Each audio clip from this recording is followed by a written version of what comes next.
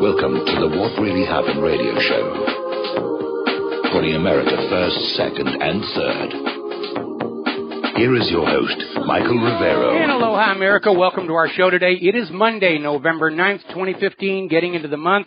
We have got oodles to talk about today. The phone lines are open, 877-300-7645, 877-300-7645. Quick little program note. Tomorrow, our third-hour guest is Dan McGowan, who's the gentleman who put up that controversial billboard saying that America has to come first, not Israel. Of course, it's only controversial to those who serve Israel's interests inside the United States of America, and it's very timely given the controversy over Netanyahu's visit to the United States, where he's got his hand out as usual for more of your money and more weapons with which to go out and kill more of his neighbors. And President Obama is making every indication that he's going to give Netanyahu what he wants as an atonement for the failure of Washington, D.C., to obey Israel and kill the Iran P5+1 deal. So they're, Netanyahu is doing his stand-up thing and Obama's groveling and what we've come to expect from Washington, D.C. these days. Now, today marks the 26th anniversary of the fall of the Berlin Wall. And for those of you who are watching on BAM User, these are some actual pieces from the Berlin Wall. They were sent in to me by one of our many fans in Germany. To be part of the WhatReallyHappened.com debris collection, which has actually grown quite large. We have debris from all kinds of famous historical events. It started as a joke, and it's really taken off. All righty, getting on to the news here. For those of you along the west coast of America, at least the southern part, got a real light show over the weekend. On Saturday night, there was this object that was flying from south to north right along the coastline. Huge cone of white, trail of blue. Everybody's saying, oh, UFO, UFO, the Russians and the Chinese. And finally, the U.S. Navy came out and said they were conducting a test of an unarmed Trident missile. And this was really a propaganda exercise because they chose that specific time at night to make sure this thing would be seen and generate headlines all over the world. And it didn't follow the normal Trident trajectory, which is ballistic, up, arc, and down. They flew this flat along the coast. People from Tijuana up to Central California saw this thing. This was a display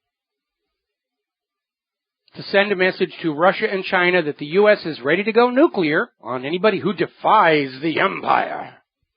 Have to get Darth Vader in here. A lot of people were saying, why didn't the U.S. Navy announce they were going to do this test ahead of time? Well, because if it failed, they weren't going to admit to it. That's why, which betrays a certain lack of confidence in the Trident missile system. Okay, let's see. As you probably already heard on the break, Netanyahu is at the White House. There are protests in front of the White House, protests basically all over the country about Netanyahu's being here. If you go out and look at the corporate media stories about Netanyahu being here, read the comment sections for those media outlets still allowing comments. A lot of them shut it down because it's very negative about Israel, very negative about Netanyahu, saying that he should be sent to The Hague to be tried at the International Criminal Court. The American people are definitely not supportive of any more of their money going to Israel for weapons with which Israel will kill their neighbors. But of course, Washington, D.C. isn't listening to you, the American people, because their job is to listen to the foreign government that they are a puppet for. And you might as well just get used to that right now. Now, despite the talk about a two-state solution that you heard in the news blurb, Obama has basically admitted that Israeli-Palestinian peace is not going to happen during his term in office. And that's absolutely something that Netanyahu wants because Netanyahu is looking forward to the 2016 election, and he's not seeing any candidates who are at all supportive of the Palestinian point of view. So he's just going to mark his time, get his new weapons, get his new money, and get ready to cause more trouble for the next president coming on in. All righty, we're going to grab ourselves a phone call here. James in Ohio. Aloha. Welcome to the show. What's on your mind? Hello. With every new outrage in Sweden or Germany, I keep thinking National Socialism in 3, 2, 1, you know. And, well, there's definitely a nationalistic fever sweeping all across Europe and even here in the United States of America. Whether or not it's socialist remains to be seen, but the backlash against fascism is always going to be socialism. And because both Europe and the United States have been mired in a fascist economic dictatorship for decades, I would not be surprised to see a socialist revolution sweep across the continent and the United States. The other thing I wanted to comment on was, I know it's a cliche, but the various segments of the alt community, the people who are purportedly against the system, they really should stop the infighting. I mean, for instance, you go on David Icke's forums and you say you're a Christian, it's like you're covered up with insults, you know, in a matter. Yeah, but a lot of those people doing that are plants. You know, government, corporations, various vested interests. Israel has an organized system called Megaphone, where they will direct their volunteers and their paid shills to go on in and cause trouble on all these forums, specifically to make the independent media look bad. So it's not up to us to clean up that infighting if the infighting is being brought in from outside. We just need to recognize that's where it's coming from, and once everybody understands that this is the way the other side is playing the game, it ceases to be effective. Right. Keep up the good work. That's all I have today. Well, thank you very much for the kind words, and we're going to keep on going just as long as we can. All righty, skipping on down here past all the stuff about Netanyahu. Article out of Russia Today saying the U.S. public is getting fed up with Netanyahu's insults of the U.S. government. Netanyahu's new spokesman said Kerry is acting like a 12-year-old, which may be or may not be accurate, and then accused Obama of anti-Semitism for not doing absolutely everything Israel tells him to do. And again, that's not Obama's job. Obama's job is to do what we, the American people, tell him to do. His job is to execute the will of the American people. That's why it's called the executive branch. And it isn't just Netanyahu's insults. The U.S. public is getting fed up of being bled dry for all this money and all these free weapons that are being given to Israel to go out and commit acts that not only make Israel look bad in the eyes of the world, but make the U.S. look bad for being Israel's enabler. So, now, getting on back to the Metrojet crash, everybody is spinning it as hard as they can, back and forth, going on. Amazingly enough, former Deputy CIA Director Michael Morell says the bombing of the Russian passenger jet in Egypt sends the message ISIS is winning against Russia. Russia should immediately leave Syria and Iraq. No, it doesn't show that at all. It's just another example of how people are trying to use this tragedy for their own political agenda. Now, we have been wondering how, when the official investigation by Egypt and Russia has not come to any conclusions yet about what happened to this aircraft, why so many Western media outlets, U.S., Great Britain, are out there saying, oh, we've got intelligence, it's a bomb. We've got intelligence, it's a bomb. The White House spokesman the other day was saying Obama had privy to private intelligence that it was a bomb. Well, now we're finding out, according to this article in the Times of Israel, this is all coming out of Israel. Israel has been sending messages to all these other governments saying, we're absolutely sure it's a bomb. And of course, the only way Israel could really be absolutely sure it was a bomb is if Israel put it on there themselves. Remember, Israel's the master of the false flag attack. Not always successful, but it's their favorite tactic. Meanwhile, Egypt's security forces in the Sinai have decided they're going to do something about what happened, and they've killed a senior ISIS commander there. It's one commander, but at least it's a token effort to go on in there and actually attack the place the bombing supposedly happened. Have you noticed, even though this took place in Egypt, the U.S. response is, we've got to go into Syria and Iraq? Why aren't they invading Sinai? Why aren't they bombing Sinai? We'll be right back. And aloha, America. Welcome back to our show here. And getting on over to the situation in Syria. Syrian forces have started their mop-up operations in eastern and southern Hasaka. They have regained control of 3 more villages in the Aleppo region. They're making huge, huge progress. Now, as you know, the United States is out there saying that they need to establish and enforce a no-fly zone over Syria, a military blockade by any other name. Now remember, Russia has the invitation and permission of Syria's legitimate government to be in Syria in the war against ISIS. The United States does not. And Russia already has a de facto no-fly zone because of their Russian SAM batteries that they've been sending into Syria. They are very capable weapons. Nothing is going to fly over Syria without Russia's permission. Would the U.S. send in a U.S. plane with the intent that it be shot down and kick off the war? Maybe. We just posted a video to WhatReallyHappened.com about F-16s that are being converted for remote control, ostensibly to be used as target drones. But a target is a target regardless of who's shooting at it. And we know how desperate the U.S. is to get this war with Russia and China going. Even though the U.S. government is being advised by their own top experts, the U.S. cannot win. Another video we put up there just came out from LiveLeak showing an ISIS convoy with all those brand new Toyota trucks crossing from Iraq into Syria, being followed by a United States Apache attack helicopter, which is pointedly not shooting at them. So, we're going to grab ourselves a couple of phone calls here. Milton in Pennsylvania, aloha, welcome to the show. What's on your mind? Yes, hello, Mike. As I was telling your person that answered the phone, we're from Pennsylvania. We're not stupid, we're just unlearned. But the last 4 or 5 months I've been listening to your show, we're learning a lot.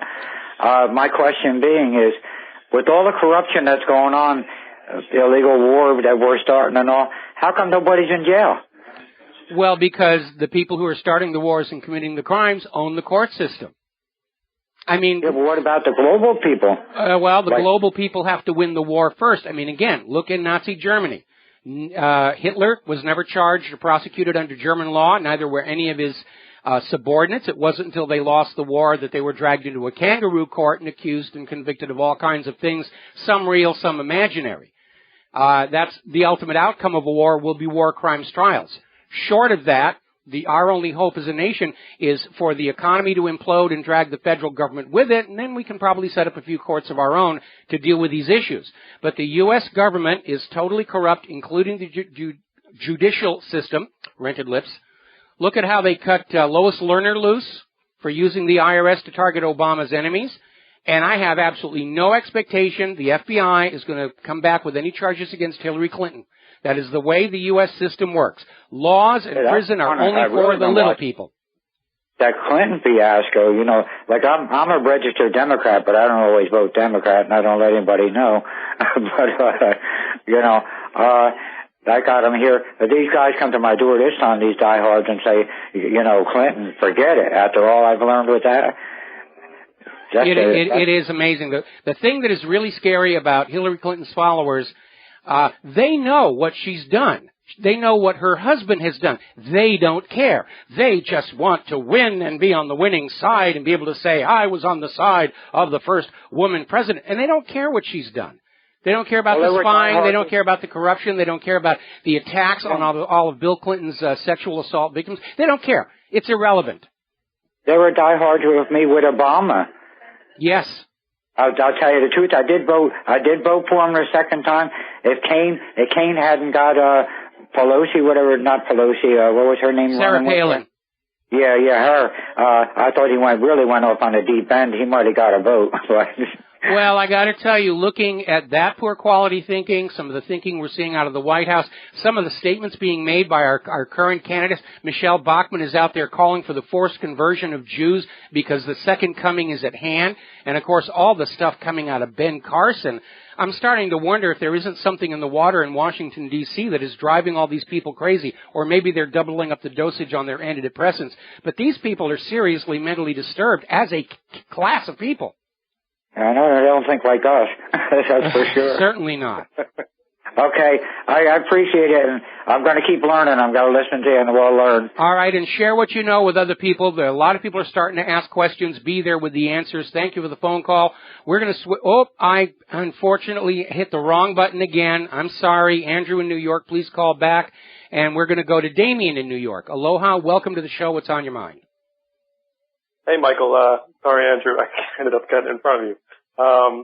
What you were talking about is about the, the setting up the planes for, the F-16s for remote control and everything. That has been one of my biggest, fears, because that will surely give them a reason to kick this whole thing up if they're able to basically give some sort of a reason to really send some serious muscle through there and everything else, and also outweigh the, what really, I mean, Bernie Sanders is the only one really talking about this, but Donald Trump is talking about it as well, about having the Middle East, get some skin in the game there, and other countries as well. But something like that will definitely bring more support for some unilateral action, and that is one thing. It'll bring support within the government and the military-industrial complex, right. But like I pointed out the other day, if you read Sun Tzu's The Art of War, 2 things a ruler must have for victory. The military must believe in the moral rightness of the war so that they will fight and, if necessary, die. And the population as a whole has to believe in the moral rightness of the war so that they're willing to endure the losses and hardships war brings even to the victor's side. Okay? And the U.S. government has neither of those. That's the problem. Right.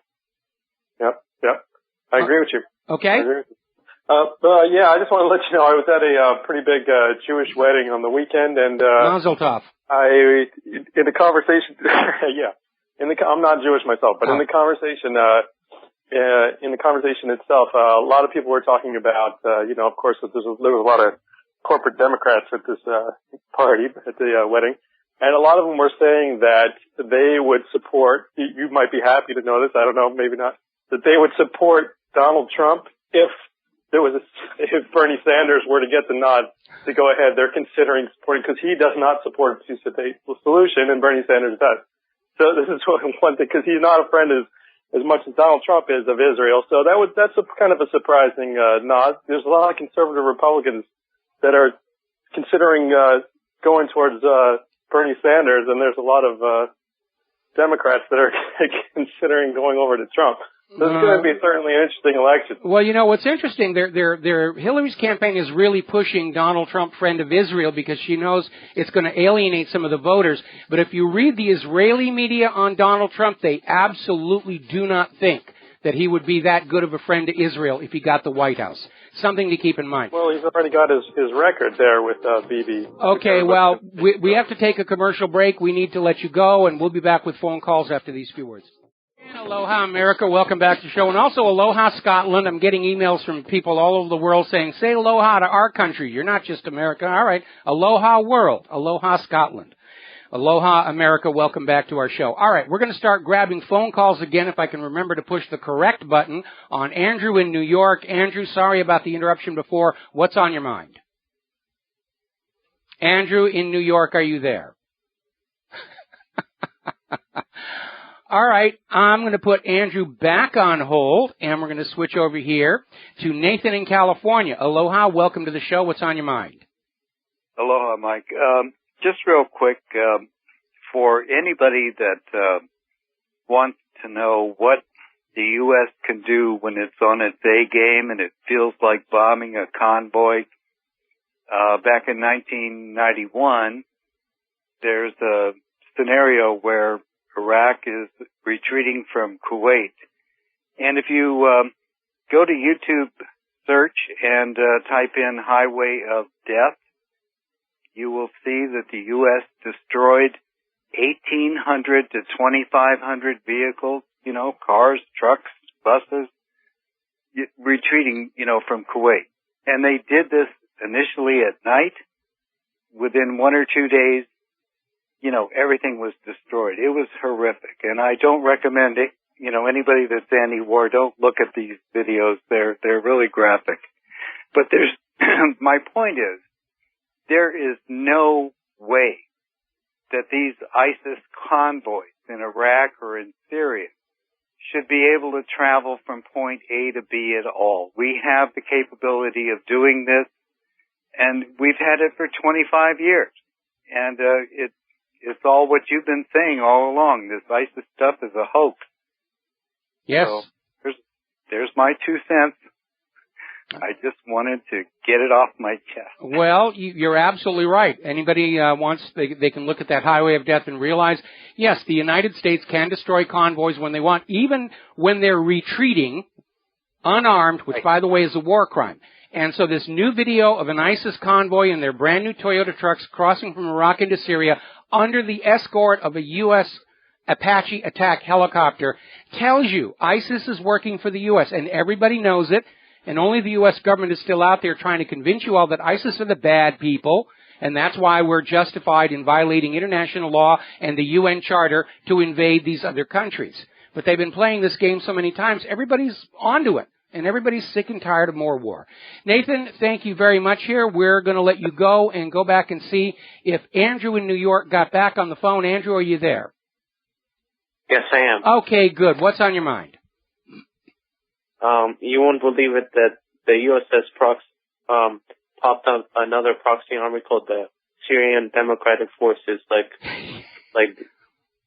Yeah. I mean, this is complete.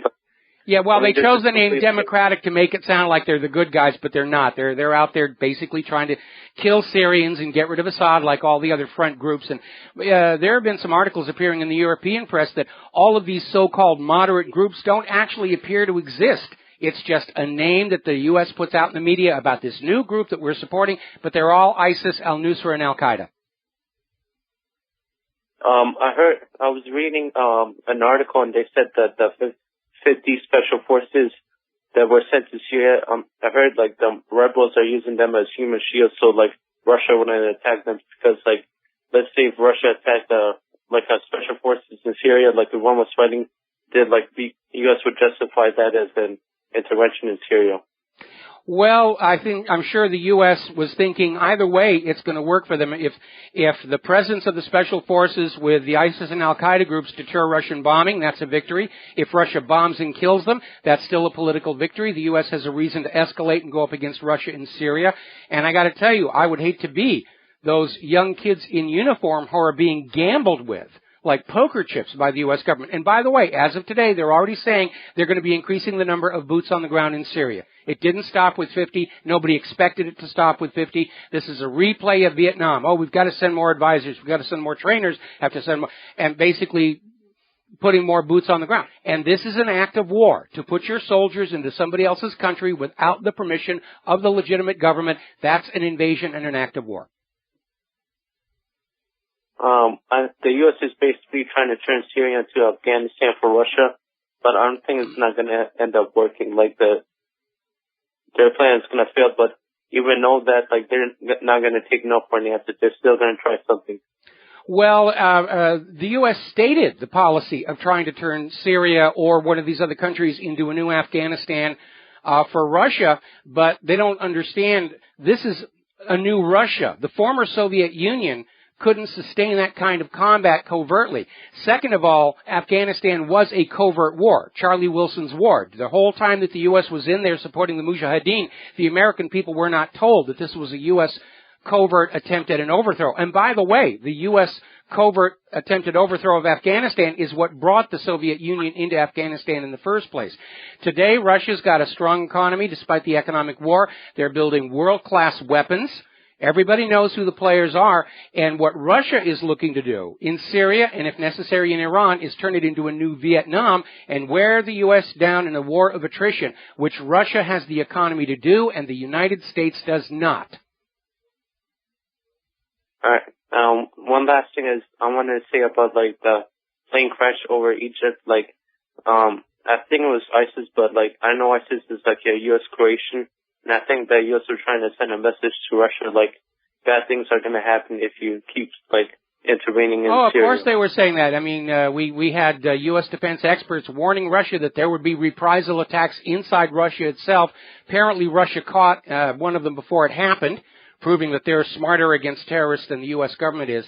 But yeah, that's exactly what's going on. The U.S. is trying to regain the initiative inside Syria against Russia, and they're thrashing around and failing at it rather miserably, I might add. Okay? All right, thanks. All right. Thanks, Mike. We're going to let you go, and we're going to go ahead and grab Wes in Idaho. Aloha, Wes. Welcome to the show. What's on your mind? Hello, Michael. Thank you for taking my call. wanted to know if you know of a new artist on YouTube, Shiksa Goddess.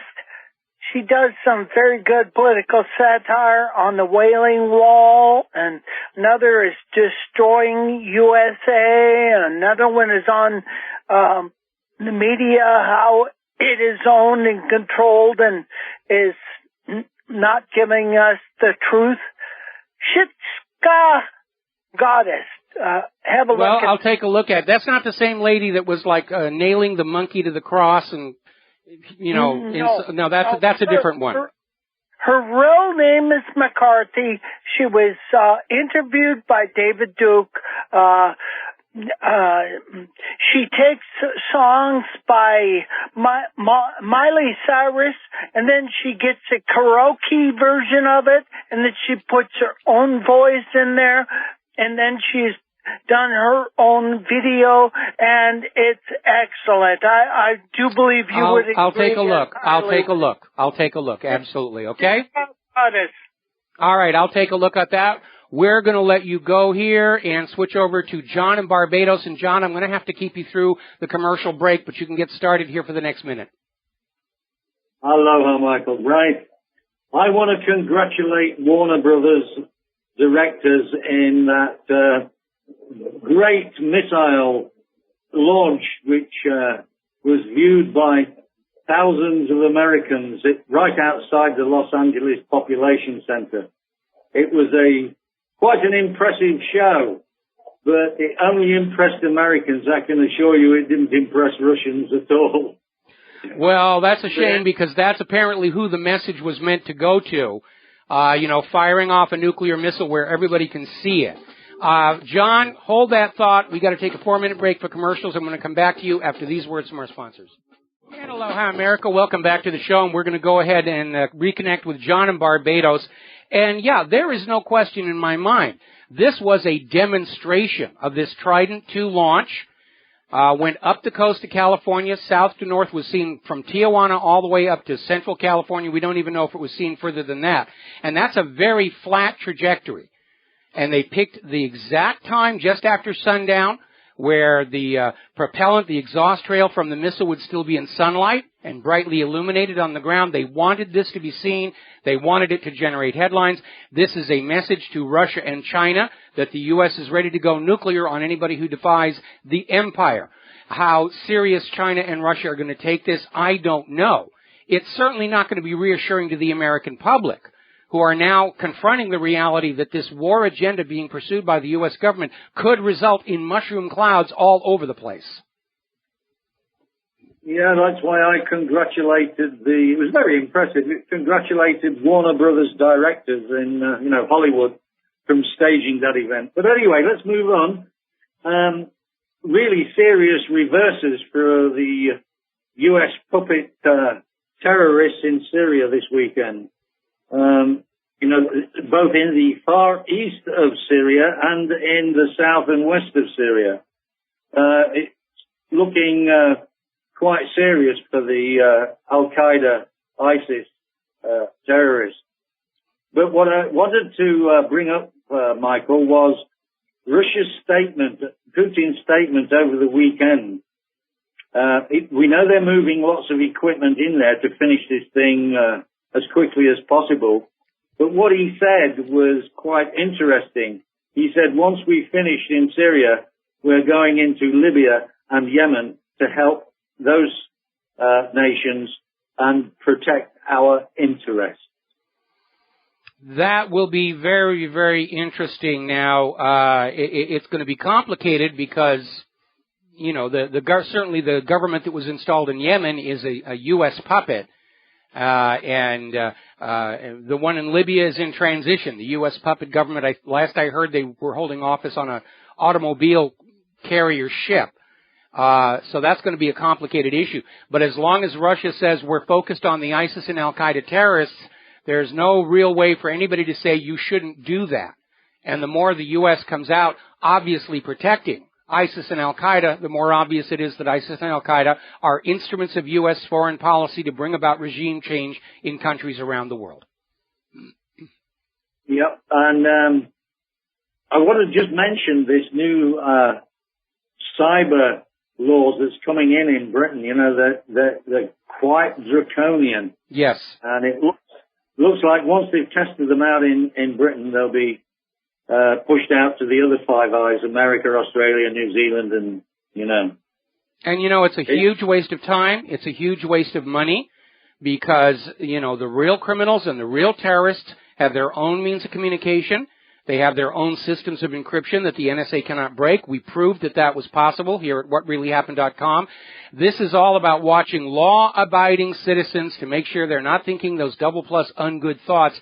And I see these draconian violations of our privacy rights as a symptom of government that has grown absolutely terrified of the fact that we don't listen to them and we don't believe them anymore. Yeah, I think they've lost the plot, lost the narrative completely. Absolutely, they have. What's interesting now is that Kim.com is going to set up a completely separate system with ISPs and encrypted. So we don't know what's going to happen with that. What's it called? Mega something or other. I can't remember the name now.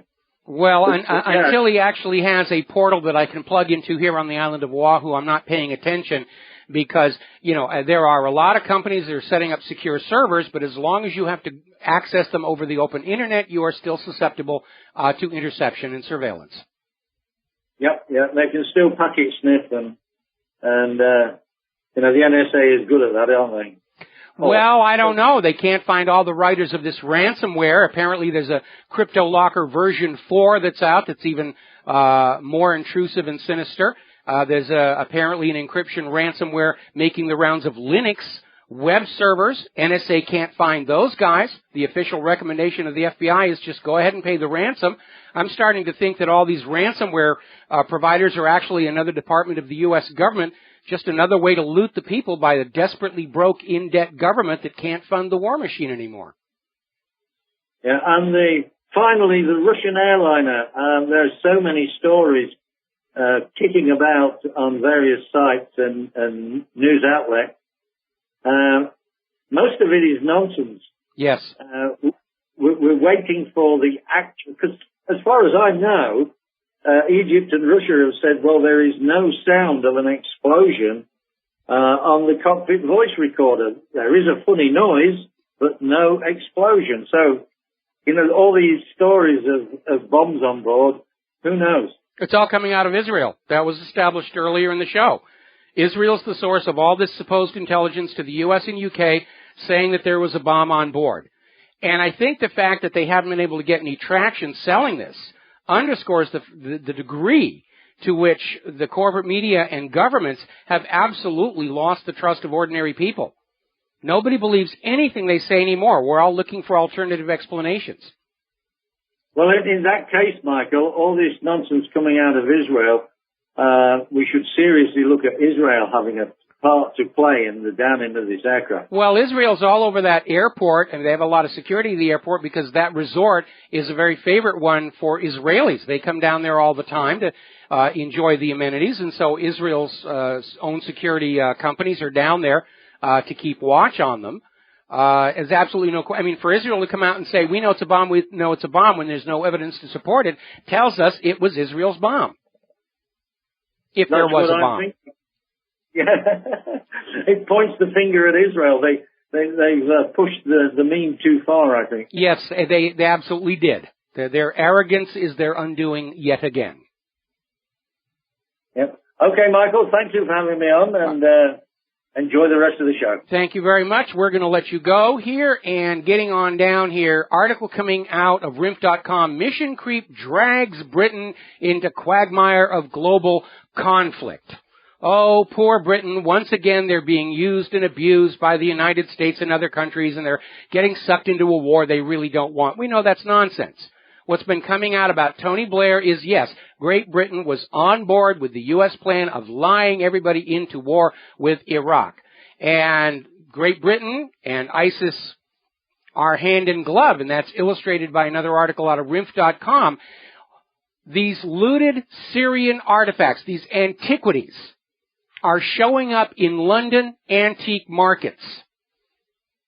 They're complaining about how ISIS has been looting ancient sites across Syria on an industrial scale. Oh, gosh darn those Islamic jihadis. And yet the looted antiquities are not showing up in Islamic countries like Saudi Arabia. They're showing up here in the West.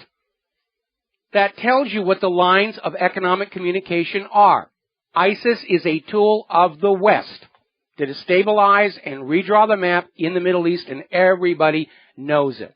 Now, as I mentioned earlier in the show, Defense Secretary Ashton Carter is saying more U.S. troops possible in Syria. Admit it, you're not surprised. We've seen this before. You know, oh, how could you, it's only 50. How could you complain? Once they're past the 50, oh, well, it's going to 300, 500, 6,000, 8,000, 22,000. You know, if you didn't complain before, you shouldn't complain now. Now, over in Iraq, their forces are starting to attack militant positions in Ramadi after the residents were evacuated. They went in, very organized evacuation of all the civilians from Ramadi. Now they're pounding on ISIS and Al-Qaeda in Ramadi, and I think they're going to win. Apparently, Iraq's government has now banned any U.S. flights into Iraq carrying any weapons, because they keep showing up on the wrong hands.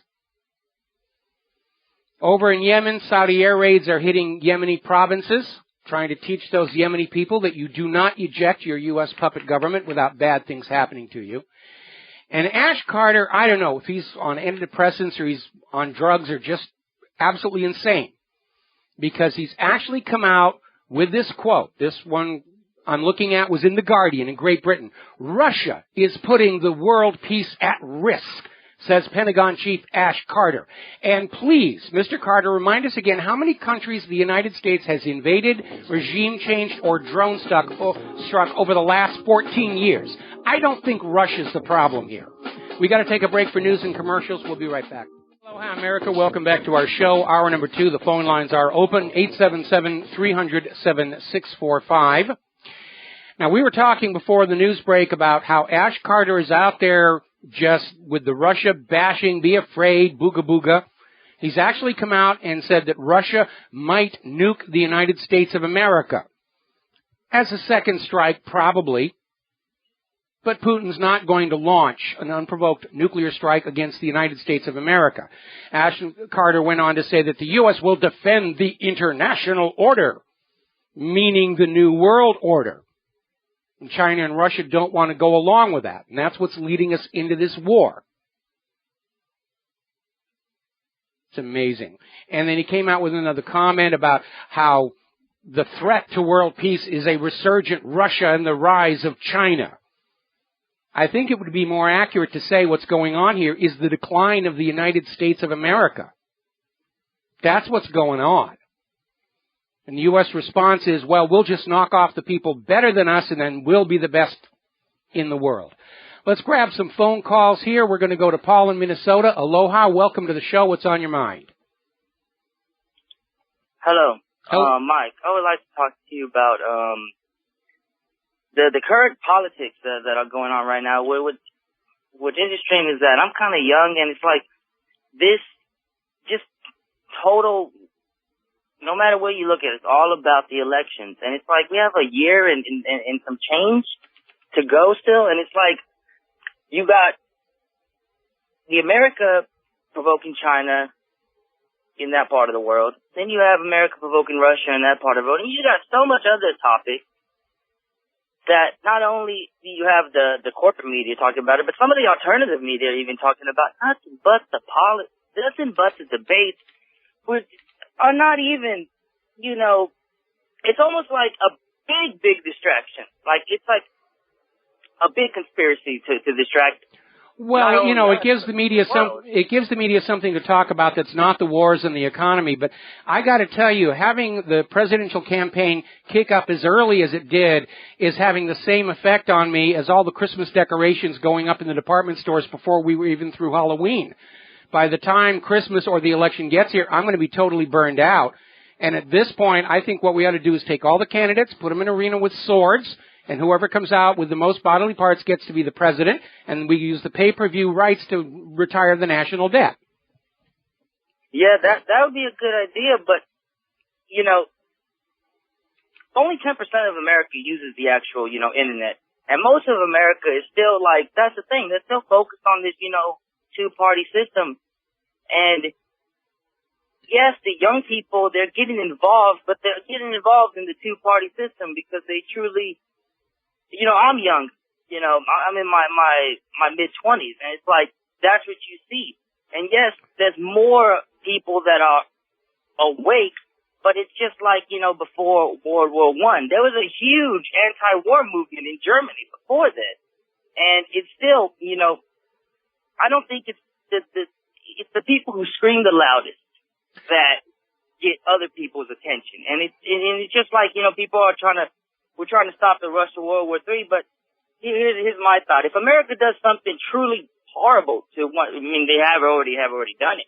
But if they do something like a 9/11 to one of these countries, what's stopping them from taking any mercy on any one of our citizens if they were to come over here? Well, especially with with the U.S. government use of torture, yes, they've justified other countries using torture on our captured soldiers.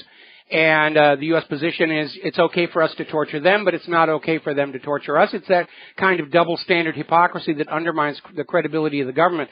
Second of all, I take issue with your claim that only 10% of the American people are getting their political news from the Internet. The numbers are actually much higher than that. In fact, the polls are showing the majority of Americans have abandoned the corporate media for their political news, and the high ground in the war for the minds of America is right here in the independent media.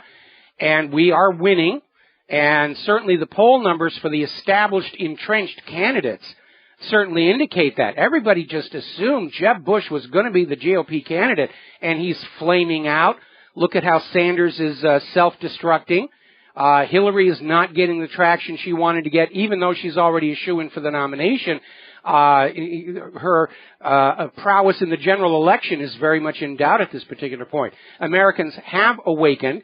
And because of that, the anti-war movement here in the United States of America has a far greater chance of succeeding than the anti-war movements that existed before World War I and World War II, because in both World War I and World War II, there was no alternative source of information. The government would tell the media would tell the American people would believe it, and they would march off to war. Those days are gone forever. But could I disagree with you with one thing? Yes. About the American people, they are waking up in a way, but still, all the candidates are warmongers. You know that. And it's like, do you think the people of Germany could have stopped Russia in mid-1943 or early 1944 when the Russians were already bloodthirsty? And that's what I'm trying to say. Wait a minute. You need to remember Germany attacked Russia, not the other way around. That's what I'm saying. And if our government does something to do something, what's stopping that? What's stopping the other country from being like, you know what, we're tired. We're just tired. I'm in agreement with you on this. The United States is caught between a rock and a hard place.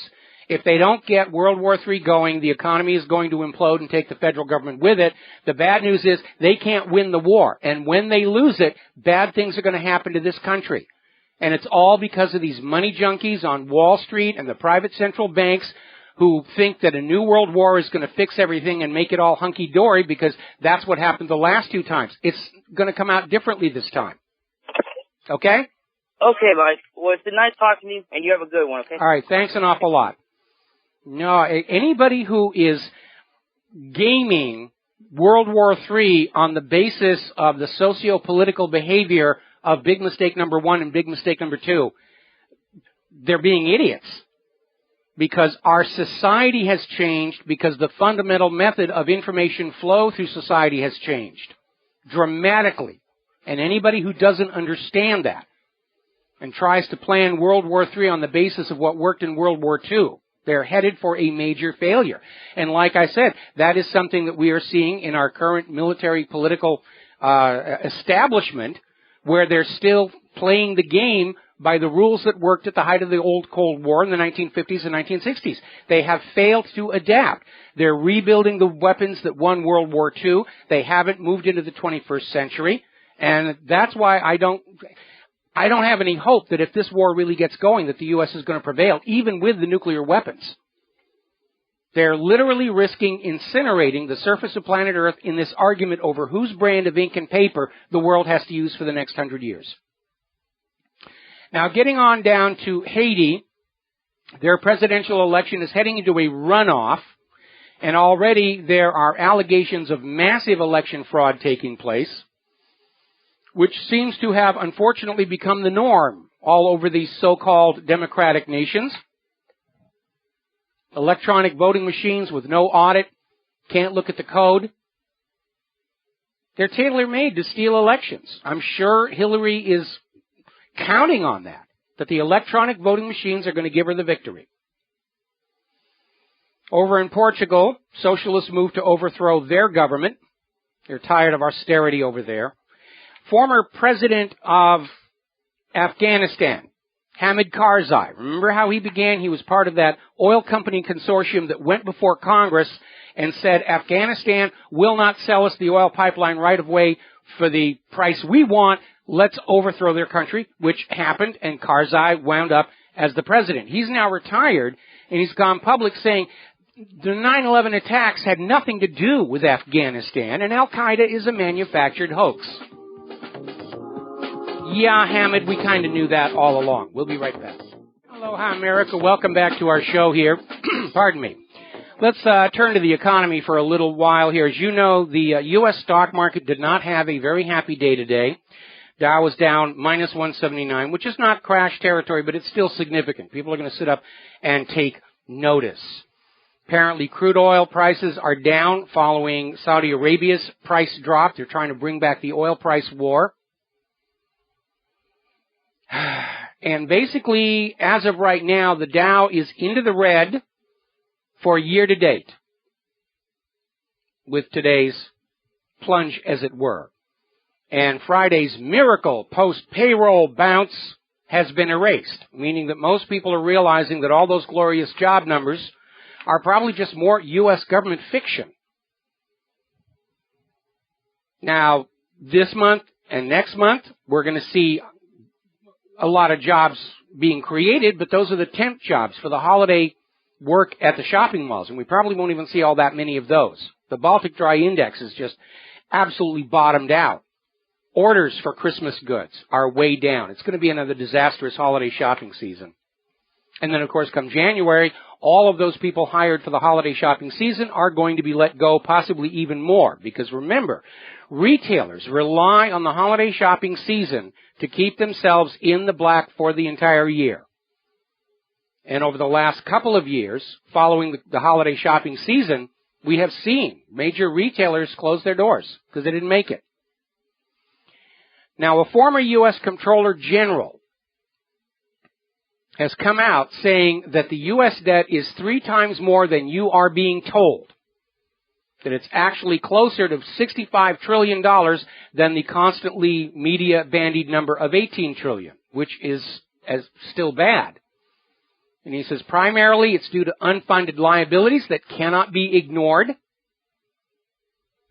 Other estimates of the actual debt of the government are even higher than that.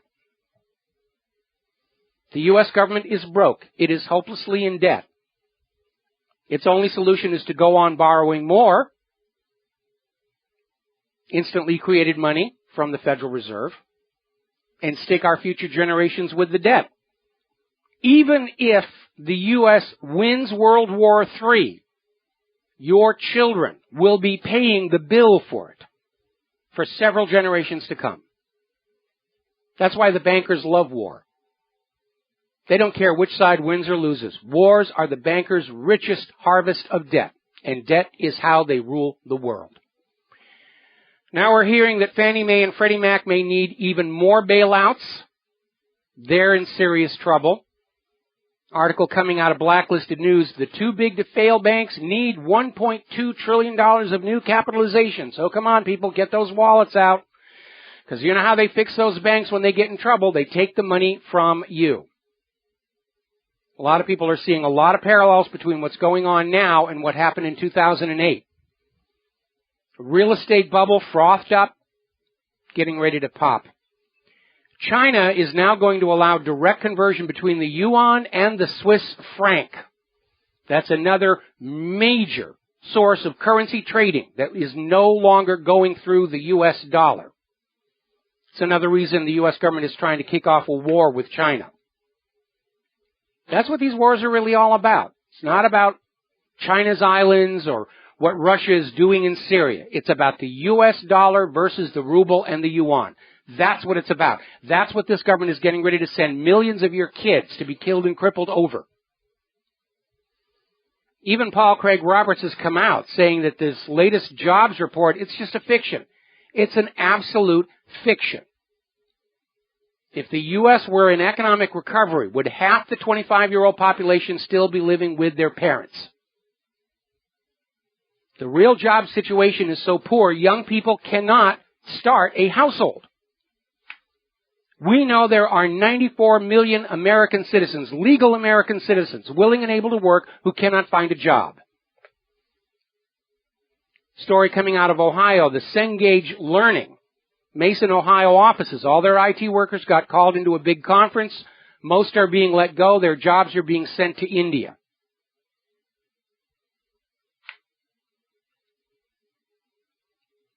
Another story out of MarketWatch. New reports suggest October jobs blowout as an outlier, meaning it is not an indicator of future trends. Something happened to make the numbers higher, but don't bet that it's going to continue. The near future will probably be closer to 200,000 jobs a month. And by the way, those however many hundreds of thousands of jobs they say they create every month, what they're not telling you is how many jobs went away, or how many high-paying jobs were lost to be replaced with low-paying jobs. That's an aspect of what's going on. The corporate media and Wall Street and Washington, D.C. don't want you thinking about. Now, as you know, last week, the text of the Trans-Pacific Partnership came on out. People are analyzing it. It is an absolute disaster for ordinary people.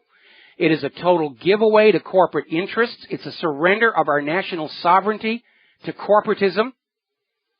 One of the most egregious provisions in there is that corporations now have a mechanism to block U.S. government regulations if it harms their profits. So if a corporation is selling this highly toxic, addictive chemical, and the government says we have to block it because it's causing cancer and it's causing problems, under the TPP, the corporation selling it can refer it to an independent tribunal full of corporate-friendly lawyers who will say, that regulation shouldn't apply because it's harming their profits. We're literally coming up on a treaty-enforced society in which it's okay for corporations to sell you harmful, ineffective, bad products as long as it makes money. That's all that matters to them. Now, over in Spain, a fifth of their gross domestic product just voted to secede. Catalonia is getting ready to break off from Spain and say, you take your EU and your austerity and you just go your own way. We don't want part of it any longer. Over in China, China just canceled the debt owed to it by the world's most impoverished nations. Just zeroed it out. I think it's a good thing for them to do, to restart the economy. And, of course, over in the West, it's, ooh, bad China, bad China. How dare they set a dangerous precedent like actually erasing debt. You don't know how hard we work to enslave those countries to debt. How dare you give them their freedom? How dare you emancipate the debt slaves? We can't have that. So they're going to make a stink over all these shiploads of sand China dumped on a bunch of reefs. That's what it's all about in the Spratlys. How dare China dump more dirt on the reefs to build them up? They can't do that. Now, the big news is Russia and China are going to set up their own physical gold market, not tied to the prices being dictated by the London Daily Fix or Wall Street. This is going to create a huge problem because if the U.S. and Europe keep gold prices artificially lower, physical gold will just flee the United States into Russia and China. If they let we'll catch the rest of this on the other side of the commercial break. And aloha, America. Welcome back to the show here. I'm looking at the Fox News feed, and they're really pushing the fight against ISIS. We must go. Your children must go fight ISIS for us. Dianne Feinstein's out there saying, either we fight ISIS now or we fight them later. Okay, Dianne, here's your rifle. Here's your parachute. They're really out there trying to bamboozle the American people into thinking that ISIS and Al-Qaeda are the enemy that justify all U.S. military action, even though we have now documented ISIS and Al-Qaeda are instruments of U.S. foreign policy. And they're out there pushing it as hard as they can. This is literally a fight for the future of the United States. Whether we're going to have a new healthy country here or we're going to let it get destroyed in a world war. It's where we are. Because this world war that they're all betting is going to revive the economy or at least distract us all from the economic mismanagement and corruption. The U.S. can't win it. Even top U.S. military experts are saying we cannot win a war with Russia even with the use of nuclear weapons. But they're going to do it anyway because they can't think of anything better. I can. Abdication, actually. Now, before we went to the commercial break, we were talking about this new development where Russia and China are creating their own independent physical gold market. And they will not be tying their prices for gold to the London Daily Fix or any dictates coming out of Wall Street. And this is going to be a huge, huge problem because if London and Wall Street keep gold prices artificially lower against higher prices being offered in Russia and China, the physical gold is going to bleed out of Europe and the United States, and it's going to go to Russia and China, who are on a buying binge right now. If the U.S. and Europe let gold prices float free to their real value, the American people are going to start emptying those negative interest rate savings accounts, close their stock portfolios, and buy the rise. This could lead to the U.S. government launching a total gold confiscation program or simply banning the transfer of any gold across a national border in an act of desperation, because that's where they are right now. Jordan Goodman is out there saying there are now 5 debt bubbles ready to pop. Student loans, subprime auto loans, emerging market debts, and, of course, real estate. That's in trouble. The big, expensive housing boom that was going on in San Francisco, the bottom is falling out. Nobody could afford those incredibly pricey homes. All right, we're going to grab ourselves a phone call from Alan over in Iowa. Aloha, welcome to the show. What's on your mind? Hey, thanks, Mike, for taking my call. I just read an article somewhere, I can't remember who posted it, that Japan's been lying about how much stuff they've been dumping in the Pacific, and that it's ungodly amounts more than they've ever admitted to. So that makes me just like, why should we ever believe anything a government ever tells us? Well, we shouldn't. We never should have. That we shouldn't believe anything any government says or any corporation says. That's true, and that's the way. If anybody studies and listens to what's really going on, they should have that attitude. But my question really was this nuclear emergency tracking website. Now, I just don't understand how that thing works. How could, like, where I'm at, it show 100 and be green when, like, 100 I thought was supposed to be dangerous, and then another one at 25 have, like, an alert on it. I don't understand how they're rating that stuff. Well, which tracking website are you talking about? Are you talking about the one from the Environmental Protection Agency? Because they just admitted more than half of their sensors are down. They've shut them off. Okay. The one I use is the netc.com, but it's like when you pull up the numbers, 100 is green, and then you pull up this other one that's supposed to be in rising, and it's at 25, and I'm like, that doesn't make any sense to me. That one's, getting an alert at 25 while another one's green at 110 or 120, Well, I have to be very honest. I mean, I looked at this website briefly following Fukushima, and it's an ad hoc network of hobbyists who have radiation meters set up and plugged into their computers, and they're part of the network. I'm not sure about its real accuracy. Some of the detectors are clearly malfunctioning. I don't know the methodology for assigning alerts. It may be that a momentary spike doesn't trigger an alert, but an extended elevated period does, because that would indicate contamination. I really don't know, but I'll tell you what, I'll take a closer look at this, okay? Well, thank you so much, Mike, and I just love listening to your show. It's like learning so much every single day, and it's just very impressive how intelligent you are. Thank you very much. Well, thank you very much for those kind words, and we're going to let you go. I mean, at some point, we're all going to have to step back and realize that for all the caterwauling about protecting the environment and loving nature and, global warming and the rest of it, the biggest threat to the environment of planet Earth are corporations and governments. We've had 3 Mile Island, Chernobyl, Fukushima, the Gulf oil disaster toxified the entire Gulf of Mexico, Hanford, WIP. Governments have made a real mess of planet Earth. And they want us to think it's our fault because we're using too many plastic bags. And now then there's the danger from genetically modified organisms. They don't understand them. They're not even trying. Once they get something patentable that accomplishes something they want to accomplish, they put it out on the market. And unforeseen side effects are not being even looked for. They don't worry about that. With Trans-Pacific Partnership, they could put out an ear of corn that makes you grow a third hand out of your forehead. And any attempt to regulate it will be harmful to their profits, and they will fight it through these international corporate tribunals. I mean, forget about the possibility of a new dark ages. We could be seeing extinction-level events out of this reckless behavior. Don't forget that epicite gene. It's a modified corn that renders humans who eat it incapable of reproduction. And if that gene broke into the wild, we're looking at a major, major decline in the human population. And by the way, the decline in birth rates here in the United States of America primarily has hit the Hispanic community, who are the highest per capita consumers of corn. So it may already be out there.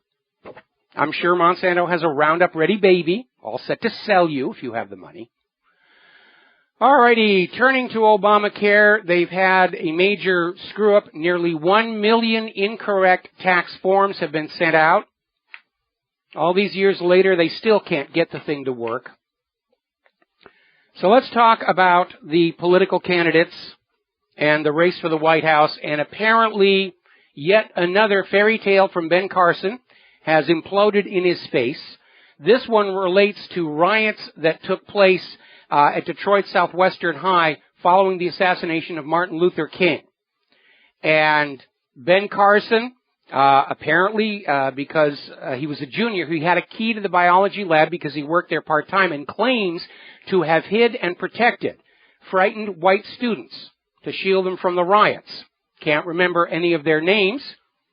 Reporters went out to the school, talked to people who'd been there back then. No, they don't remember it happening. They remember the riots. They don't remember Ben Carson protecting anybody. Ben Carson's campaign is taking the position, well, you can't prove it didn't happen, and how dare you question Ben Carson's view of anything at all? How dare you? And when they get to the how dare you phase, you know they are in trouble. More about Mr. Carson, our new cosplay president, after these few words. Aloha, America. Welcome back to the show here. We're talking about Ben Carson, as more and more of the claims he has made in his inspirational life story prove to be beyond corroboration. Nobody can find anything to support any of it. Carson's campaign is taking the issue. You can't prove it didn't happen. You can't prove it. And how dare you question the veracity of Ben Carson's story of his upbringing from violence to success through God, and so forth and so on. Now, a lot of people like to poke fun at Donald Trump for having a big ego, which after his business success, he's deserved it. And yes, he does like to put his name on his projects, as do we all. But over at the UK Guardian, they just ran a photo spread of Ben Carson's house. And I gotta tell you, Ben Carson's love of himself makes Donald Trump look positively monastic in comparison. Everywhere you go, pictures of Ben Carson. Look out on Ben Carson's walls, including a painting of Ben Carson with Jesus. And the walls are covered in all these awards he has won for speeches about his inspirational life story, which is starting to look more and more like a fraud, which means those awards were totally undeserved.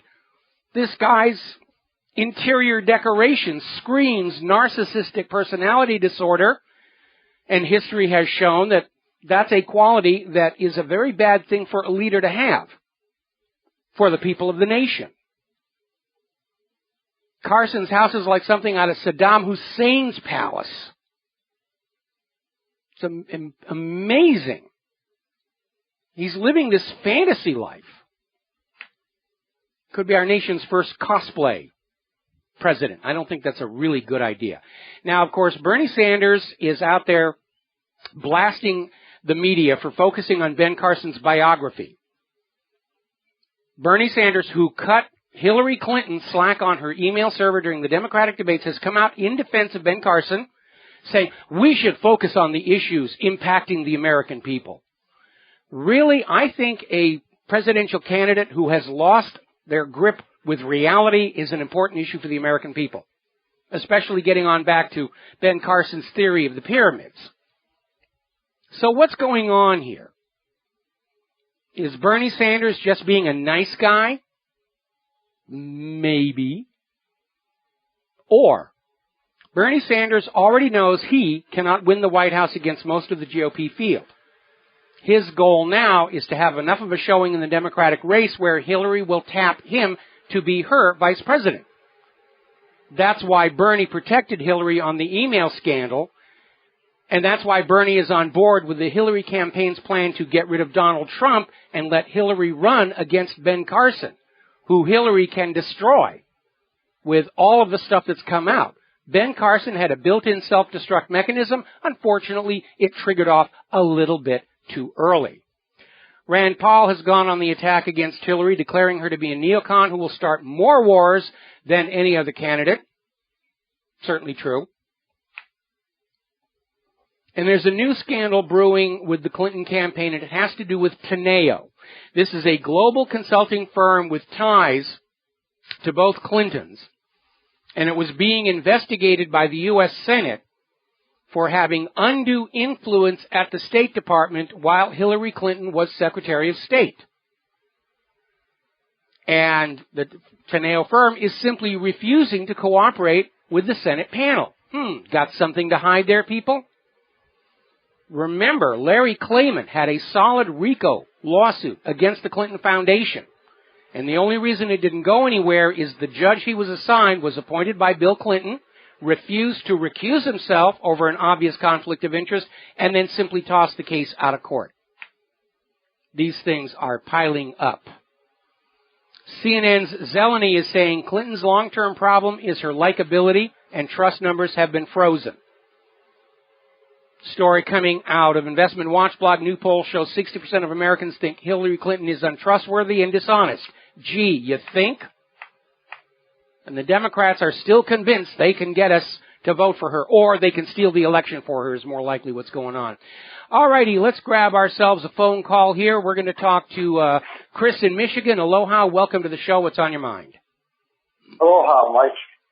I have a Bex alert. Okay. I just picked up my new Rupert Murdoch National Geographic issue for November, and it says "Cool It" on the front. The picture of the planet Earth. And it says "Cool It." As I look inside, it says the climate issue. Excuse me. Survival Guide, The Will to Change, A Blueprint for a Carbon-Free America, Power to the People, Survival Guide 2, Melted Away, Against the Tide, Who Will Thrive, Pulse of the Planet.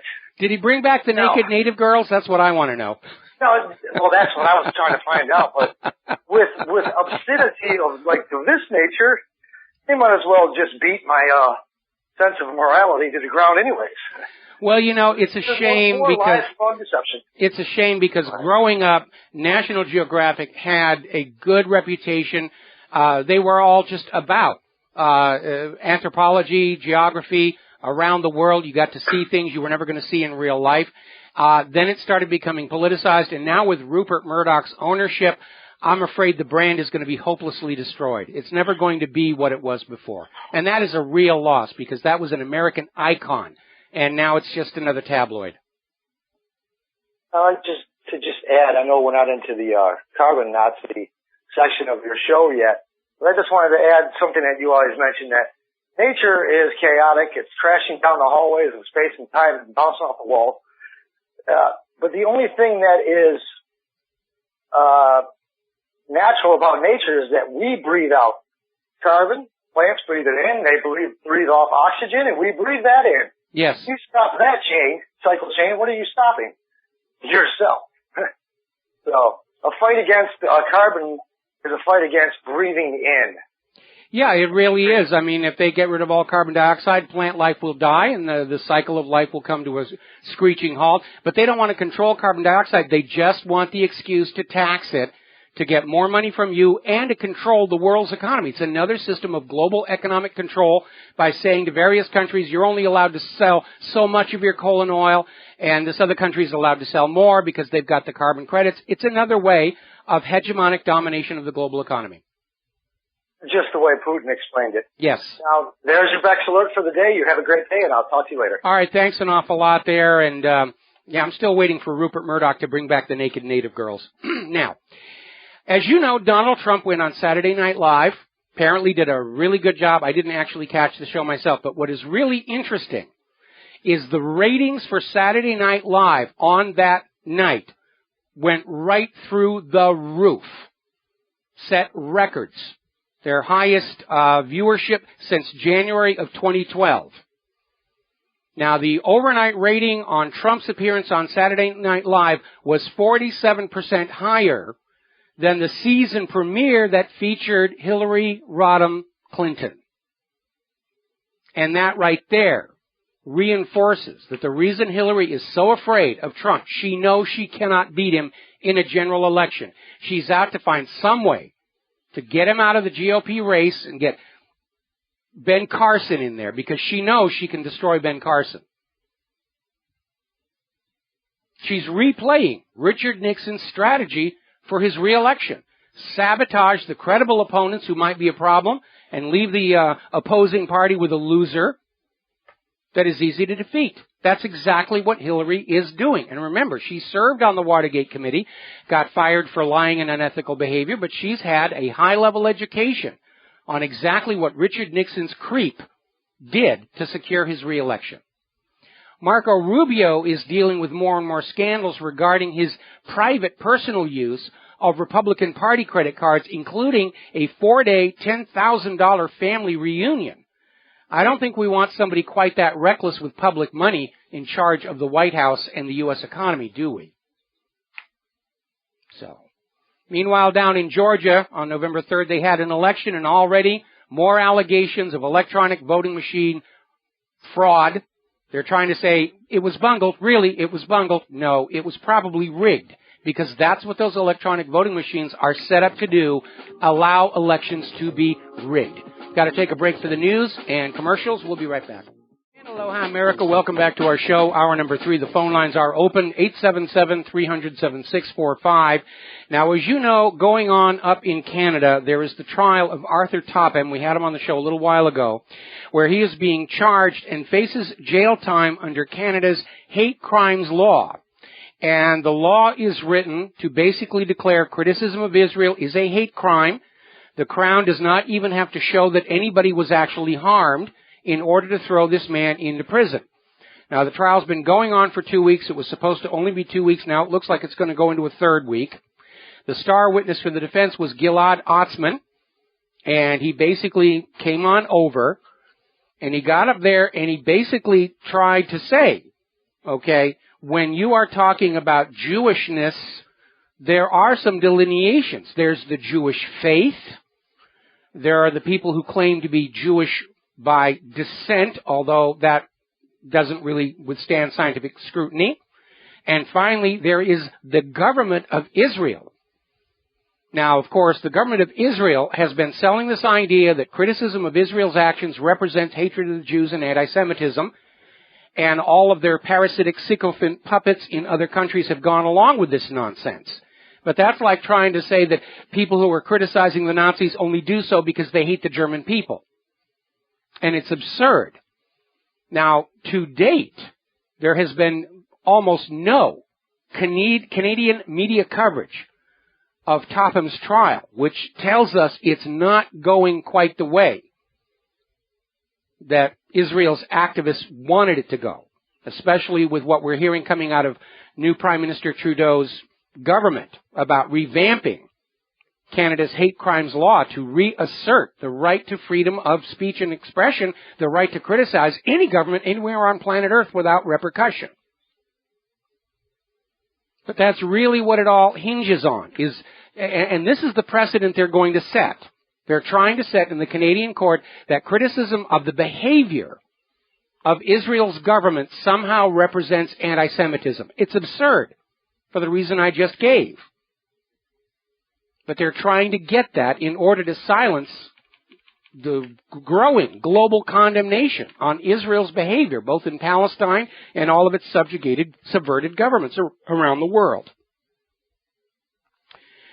Now, the Ontario Civil Liberties Association has come out absolutely condemning the hate speech criminal prosecution of Topham, again, on the same grounds. Criticism of the actions of a government is not hate speech. And the idea that you can punish somebody for hate speech without demonstrating that anybody actually suffered any harm from it is absurd.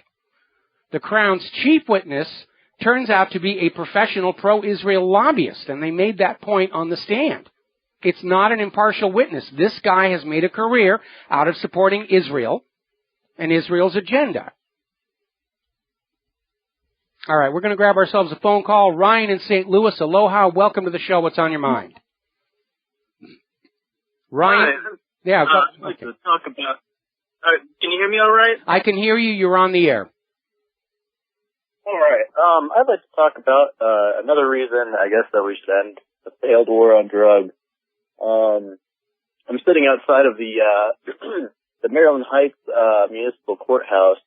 I have a court date today in about an hour, and for a very frivolous waste and an absolutely ridiculous suit. Well, I guess I'll start from the beginning. I was driving and I got pulled over, and in the meantime, they found a pill bottle with my name on it. You know, my name, address, doctor's information, everything that you'd expect to find on that pill bottle. And well, I guess the cop wasn't really having a good day that day, because one thing led to another, and he ended up charging me with felony possession with intent to distribute. Keep in mind, this is my own pills, my own pill bottle, all that good stuff. And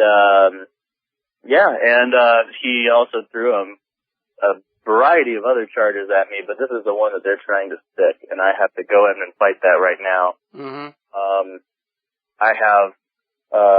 I've been very fortunate with legal help and all that, and I come from a family that's I guess somewhat wealthy, and they've been able to help me sort this out. That may be the real goal, because if you are financially well off and they can get this conviction, they can basically take everything you own under the civil forfeiture laws. That's really unfortunate. Yeah, no kidding. Well, yeah. Well, I guess what it'll come down to for me is, we're going to be talking this down, and honestly, I'm confident at the end of the day this will be something frivolous like a littering ticket.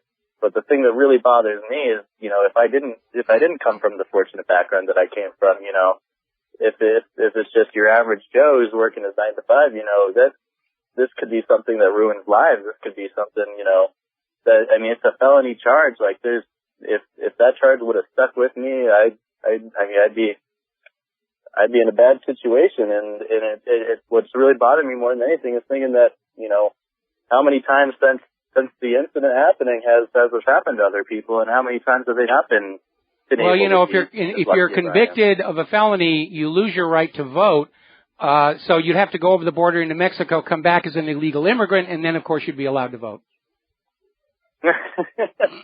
Tell me about it. But, yeah, I guess I just wanted to share that small tidbit and make a point that, there's a lot of people that want to continue a war on drugs, and they say if you don't break the law, you don't get in trouble. Well, I didn't break the law, and I did get in trouble. Oh, there's lots of people have not broken the law, and yeah, they're being preyed upon by police departments that need arrest numbers. They're being preyed on by police departments that are now dependent on civil forfeiture money to keep their budgets going. It is a system that is just absolutely rife with abuse and exploitation. And yeah, innocent people are being harmed. And when you have innocent people being harmed, it is no longer a justice system. It is a system of oppression and control. Absolutely. Well, thank you for letting me share, I guess, my little situation. I won't take any more of your time unless you had any questions about it. But, well, I'm going to wish you good luck. And I mean, the fact that you had a prescription medication in your name, and it should, in a just court, be thrown out because the cop didn't see you giving it to anybody else, and he can't tell you what your intention was to do with these medications. That's absurd. But would you either call or email me and let me know how this worked out? Okay? I'm curious. I want to know. Absolutely, I'd be happy to do that. All right, thanks an awful lot. Good luck, and again, I hope the best for you. So we're going to let you go. Good luck with it. Here's so many of these. The police system's out of control. It's all about grabbing your property, looting the population. That's where we are. The last official act of any government is to loot the population, loot the nation. That's what's going on between civil forfeiture, ransomware. It is. That's where we are. The government is desperately broke, hopelessly in debt, trying to get the money to fight a war out of its debt problems, and it's failing miserably. And I'm afraid the abuses are likely to get much worse before they get better. Now then, story coming out of LouRockwell.com. A thin-skinned minority is ruining this nation. And they're talking about this professor, Mike Adams, at UNC Wilmington, who had a very interesting speech that he opened his class with, saying basically there's no political correctness allowed in his classroom. Okay, you do not have a right to not be offended by other people's points of view. And if you have that thin a skin, you shouldn't be here. And he's saying this idea that we are entitled to a plastic bubble surrounding us to prevent contact with a dissenting viewpoint is absurd. It's unworthy of an American to be that fragile. And he's absolutely right. Political correctness is ruining this nation. And it's being done to stifle freedom of speech and freedom of diverse opinion. We'll be right back. And aloha, America. Welcome back to our show here. Now, last week we were talking about this series of sting videos, where this undercover investigator went on to these college campuses during meetings about what was going on and had a planted female student stand up and denounce the Constitution as triggering and oppressive, and literally say, I think it would be very therapeutic for me to see it torn up. And the school administration agreed and shredded the Constitution, the ultimate law of the land, in order to be politically correct, that everybody be shielded from anything they're opposed to. Administrators at Yale, Cornell, Syracuse, Vassar, and Oberlin agreed to rip up copies of the Constitution in response to this claim that it represented oppression. That's how out of control PC is. And it gets even worse. Melina Abdullah, the professor and chair of Pan-African Studies at California State University, Los Angeles, insists there is no such thing as black-on-black crime.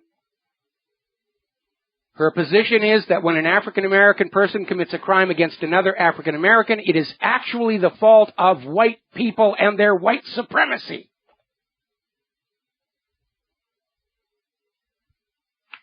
Have you heard about the so-called white privilege tax? Where they're going to tax white people more to compensate for the oppression of the blacks. Now that's racism. Either way you cut it. And it's socialism. It's absurd. Meanwhile, Barack Obama is, while Vladimir Putin is over there embarrassing the United States and Syria, Obama has gotten on this case of this school where there is apparently a boy who identifies with being a girl. wants to play on the girls' sports team, wants to shower in the girls' shower room. Now, this boy has not undergone any surgical modifications. He is physically a boy. And apparently, Obama is warning the school that if this boy who says he thinks like a girl is not allowed to use the girls' shower room, that they will lose their Title IX federal funding. Now that means all the little girls in the shower room are going to see this boy's anatomy on full display. And I'll tell you what's going to happen. This kid is going to get an erection. The girls are going to scream, and this whole nonsense is going to blow up in the face of the school administration and the Obama White House. I mean, how liberal political correctness. We have people who are born white but want to be black, so we have to treat them like they're black. We have people who are born males, they want to be females, we have to treat them like they're females. In some cases, they're carving them up surgically. This is absurd. Collectively, the United States has gone insane. It's amazing. Story coming out of Investment Watch blog. According to a new Wall Street Journal NBC poll, Americans are feeling widespread anger towards the government. Gee, you think? It is. It's out there and it's building. And it's not just the oppressive taxation, the violations of the Bill of Rights. It is politically correct nonsense like this shower room thing. I mean, that's utterly absurd. Now, if you want to have co-ed sports and co-ed showers, maybe. But to take this one boy and let him shower with the girls,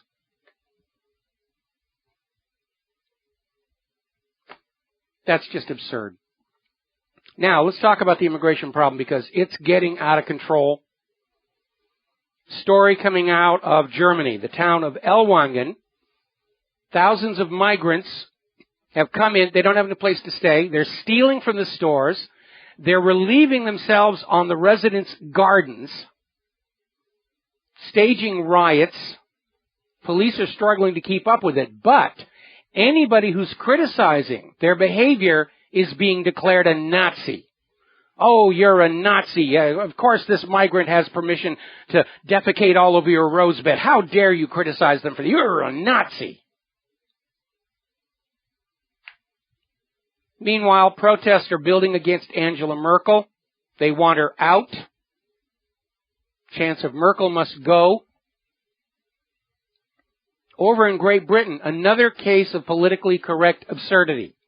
There is one of these refugees who raped a local, was convicted of it, facing deportation, but he's going to be given taxpayer money so he can cross Great Britain to see his baby son. Because otherwise that would be a violation of his human rights. Mass migration into Europe is driving up their unemployment rates. The fact that we're still claiming to have incredibly low unemployment rates in this country despite the influx of millions of illegal immigrants and refugees tells us that the unemployment number in this country is a complete lie and a fiction. Before the immigration crisis, some countries in Europe were still prosperous despite the ECB. Austria was one of them. Now they've got a 17% unemployment rate, primarily because of the refugees pouring in, who do not have jobs, who do not even have job skills. Minister of Foreign and European Affairs Jean Asselborn is saying the migrant crisis could lead to the reintroduction of border controls between EU member states and disintegration of the EU itself. Actually, it's already started. He says the glue that holds Europe together is the culture of human values. And this misguided nationalism can lead to actual war. Now, obviously, he is on the side of the refugees and the blending and blurring of our national identities. Because nationalism isn't misguided unless you are in favor of the global New World Order. Meanwhile, Israel, which is in the process of deporting all of their African Jewish migrants is saying it's too small to take in any refugees from Syria, and they're building another wall to keep them out.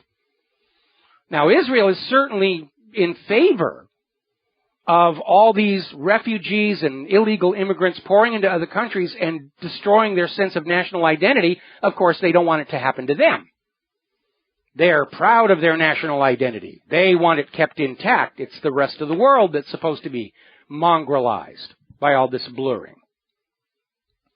Now, it's finally happened, apparently on one of these migrant boats. Oh, we got to take a break for commercials. We'll be right back. Aloha, America. Welcome back to the show. And a listener wrote in, a gentleman who knows about the netc.com nuclear survey system. And he says the way it works is they establish a baseline radioactivity at the monitoring station, and the alerts are in response to a sudden peak. Sudden increase is what triggers the alert. So you can have 100 that's green in one place where it's always 100, and you can have some place with an alert with 25 where normally it should be down to 6 or 8. And that's because there's a great deal of radioactivity going on anyway, much of it natural. Here in Hawaii, there's always a baseline radioactive count because we're all sitting on congealed volcanic lava, which is always slightly radioactive. So that's the clarification on that. And thank you very much. Now, before we went to the commercial break, we're talking about this story where apparently a refugee boat that set sail from Libya arrived on the Italian island of Lampedusa. And the authorities there got suspicious about one of the people on it. And they grabbed this guy, Mehdi Ben Nasser, 38 years old. He is a convicted terrorist with links to ISIS and Al-Qaeda. And apparently they caught him with materials that could be used to carry out an act of terror. Now, they just lucked out finding this guy. Nobody is doing checks on any of these people coming in. And, of course, the corporate media isn't going to report this because we're supposed to love our illegal immigrants. We're supposed to love our refugees because it's all part of the New World Order that we all be blended together. A new Tower of Babel where we're all going to be in crowds that can't talk to each other because we don't speak the same language. Now, this story really is very bizarre. It's out of LiveLeak. And apparently, over in Nebraska, there's a meat packing company that, as part of the applications for employment there, requires workers to furnish proof of immigration status for the federal employment eligibility verification process. Remember, this is the law. Illegals are not supposed to work in this country without permission. That is the law. In fact, that was the underlying foundation for mandating real ID cards for all Americans, based on the claim that this would prevent illegals from taking jobs from the legals. So now, the Department of Justice has come on down on this Nebraska meatpacking company, accusing them of discrimination for asking job applicants to provide proof they're legally allowed to work in the United States of America. Darned if you do and darned if you don't. If you don't check for their immigration status, you're in violation of federal labor law. If you do, you're charged with discrimination. And yes, we should enforce those laws to preserve jobs for the legal American citizens, born here or naturalized. And the Obama administration, in service to the New World Order, just wants to flood people in. Get them working any way you can, even if they're taking jobs away from the legal American citizens. D.C. federal court has once again ruled the NSA spy program on law-abiding Americans is unconstitutional and says that this storing of metadata telephone data and recordings should be stopped immediately. We know the government and the NSA will not comply. They've been in violation of U.S. law and the Fourth Amendment going back to the 1980s. Now, for all the Macintosh Apple people who sneer at us PC users and marvel at the security of their systems, the Apple Mac was never really automatically more secure against malware. It's just up until recently there weren't enough of them out there to make it an attractive target. Now there are. And apparently security researchers have discovered backdoored versions of an ad library included in thousands of apps downloaded for tablets and smartphones from the Apple App Store. In fact, they identified 2,846 iOS apps containing backdoored versions of what's called the MobiSage SDK. So no, just because you're on Apple does not make you proof against malware. There's a new version of CryptoWall out there, 4.0. Makes the world's worst ransomware worse still. NSA can't find them. FBI says go ahead and pay it. That may change, though, because apparently CryptoLocker got into the UK Parliament's computer network and encrypted and demanded ransom money from a member of Parliament. I think we're going to start seeing at least the British government start to take this seriously. And wouldn't it be great if they tracked it back to the NSA? All right, we're going to grab ourselves a phone call here. Matt in California. Aloha. Welcome to the show. What's on your mind? Hello, Michael. I'm a first-time caller. Okay. It's actually an honor to talk to you. I've been listening to you for years. It's really an honor to talk to you, Michael. What I was calling in about was that I believe that Donald Trump, well, at this point, I believe is a ringer, meaning that I believe Hillary Clinton will be installed as the next president. And that, a year ago today, Herman Cain was leading the polls. A week shortly thereafter, Newt Gingrich said he felt that he was going to be a lock to be the Republican nominee. I know this is a bit off topic from what you're talking about. I apologize for that. Mm-hmm. I'm sorry about that. Listen, let me cut in here because unfortunately we're coming up on a commercial break here. There are a lot of people who've been trying to discredit Trump's campaign by saying that he's actually working for Hillary, he's going to be the GOP nominee, and then he's just going to fade out and go away during the general election and let Hillary walk into that. Maybe, maybe not. I seriously doubt it, and this gets back to the fact that Trump does have a monumental ego. And I think that if he thinks he can actually win the White House, he's not going to stop just for his good buddy Hillary, who may not be that good a buddy. And as more and more scandals come out about Hillary Clinton, it is a very interesting study in American electoral politics that we have all of these fakes and frauds that are being put out there as, our best and brightest for the White House, and with the exception of Donald Trump, they're all turning out to be either incredibly corrupt like Hillary Clinton or absolute total narcissistic goofballs like Ben Carson. Right. Donald Trump has no vote from women. Every woman I talk to will not vote for the guy. Well, that's not what I'm hearing around here. I mean, Hillary is trying to get the women's vote back, and her campaign is putting out this idea that Trump can't get the woman vote. And look how she has the first rapist in chief as a husband. Well, that's definitely I agree with you on that one. How should she ever have the women's vote if people actually knew what Bill was all about?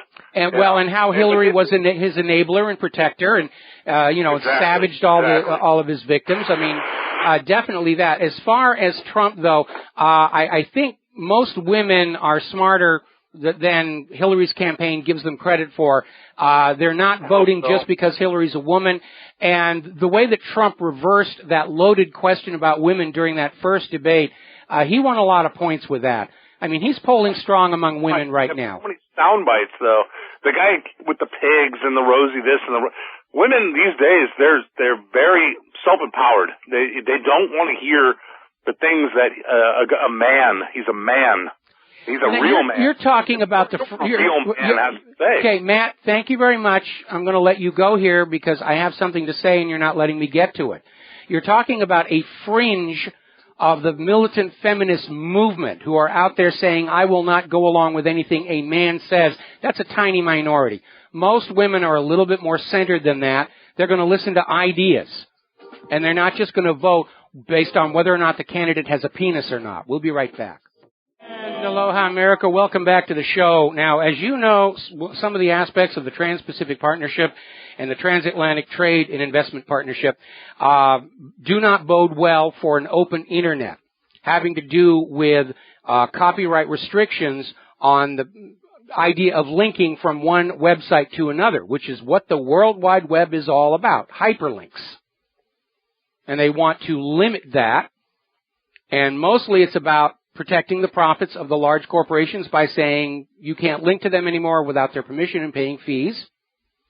And also, it's to give the corporate media outlets deniability. Because if you come on out and say, this corporate media outlet said this, and you're not allowed to link to them, then the corporate media outlet can simply erase the link on their end, say it never existed, and harass the independent media with various lawsuits for defamation and so forth and so on. Mostly it's about profit. And there was an article over in Investment Watch blog, Europe to make linking to other websites illegal. That headline is not entirely accurate.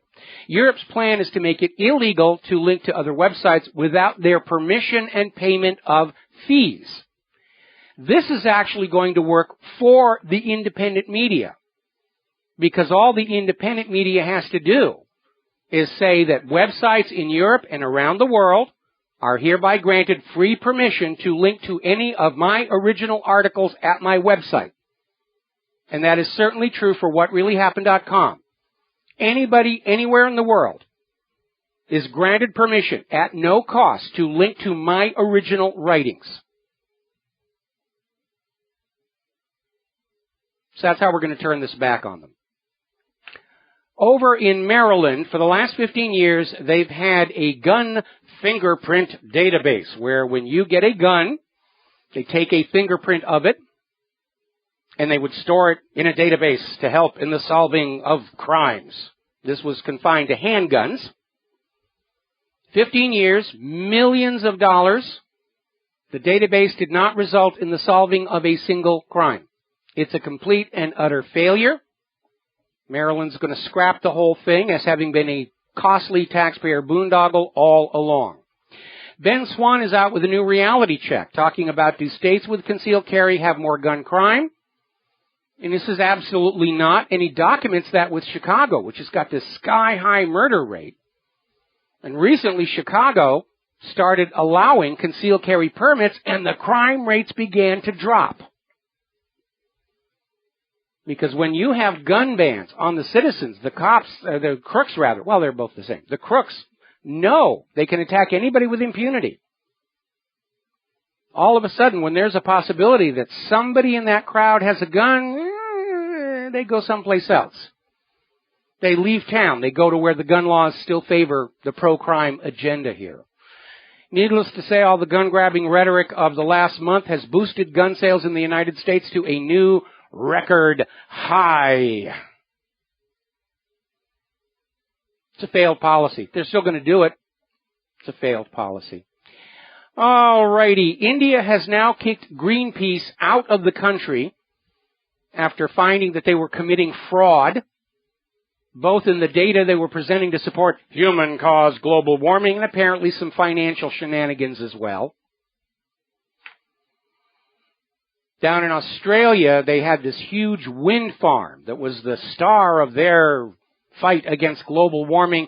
That failed. 110,000 South Australian homes and businesses are without power. Another little boondoggle. Now, as you know, the carbon Nazis are out there screaming about how global warming is the reason we're having more and more hurricanes. Well, unfortunately, not exactly true.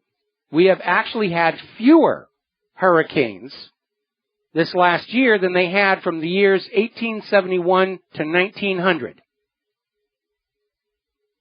In fact, the period of 1871 to 1900 had 70% more hurricanes than 1986 to 2015. Those are the numbers. New study out of the United Kingdom is from the University of Southampton is saying that actually we're going into a period of global cooling.